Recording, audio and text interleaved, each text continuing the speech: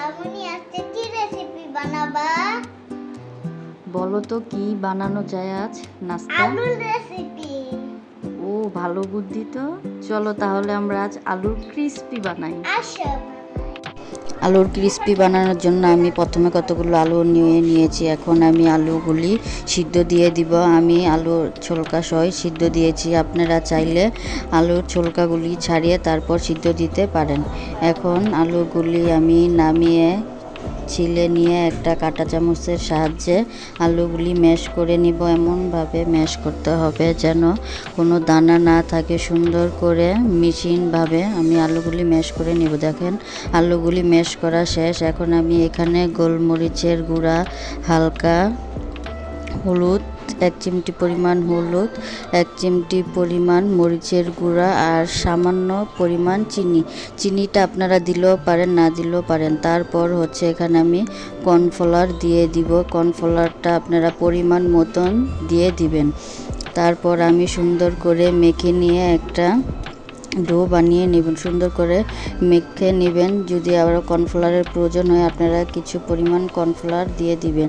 দিয়ে তারপর সুন্দর করে এভাবে মথে নেবেন। দেখেন কত সুন্দর একটা ডো হয়ে গেছে।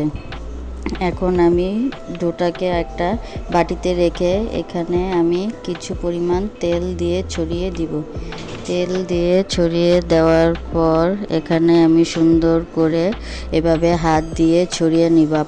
আপনারা চাইলে এটা বেলে নিতে পারেন। আমি হাত দিয়েই সুন্দর এভাবে রুটির মতন ছড়িয়ে নিয়েছি। তারপর একটা ছুরি দিয়ে এভাবে চিকন চিকন করে কেটে নিব।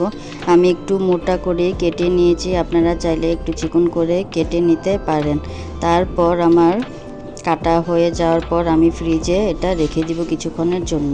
ফ্রিজ থেকে নামিয়ে দেখেন আমি সুন্দর করে উঠিয়ে নিয়েছি। তারপর চুলায় একটা কড়াই বসিয়ে দিব। কিছু পরিমাণ তেল দিয়ে তেলটা গরম হয়ে যাওয়ার পর আমি একে একে এখানে ক্রিস্পিগুলো দিয়ে দিব।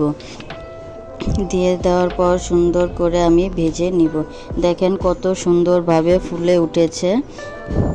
এটা বর্তমানে খুব ভাইরাল একটা আলুর রেসিপি। আমিও আজ ভাগ্নির কথায় বানিয়ে ফেললাম।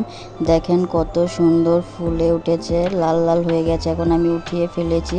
তারপর বাকিগুলিও আমি এখন একে একে ভেজে নিব। এখানে আমি সবগুলো একসাথে দিই না, আমি অল্প অল্প করে ভেজে নিয়েছি। কারণ বেশি করে দিলে দেখা গেছে নাড়তে গিয়ে ভেঙে যাবে, তাই আমি অল্পগুলোই দিয়েছি। এখন আমার সবগুলি ভাজা হয়ে গেছে। দেখেন কত সুন্দর হয়েছে আমার ক্রিস্পিগুলি,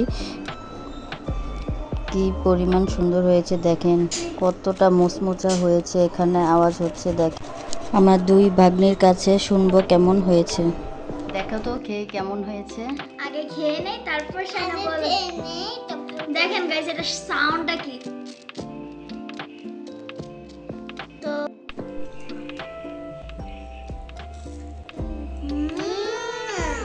অসাধারণ এতটুকু বানাইছো, আরো বানাইলে মনে হয় খুবই ভালো হতো। আরো বানালে তুষে কেমন হয়েছে সাফা? অনেক টেস্টি। তো আজকে আমার ভিডিওটা এই পর্যন্তই। যাদের যাদের কাছে আমার এই ভিডিওটা ভালো লেগেছে অবশ্যই আমার চ্যানেলটি সাবস্ক্রাইব করবেন, লাইক দিবেন। সবাই ভালো থাকবেন। আল্লাহ হাফেজ।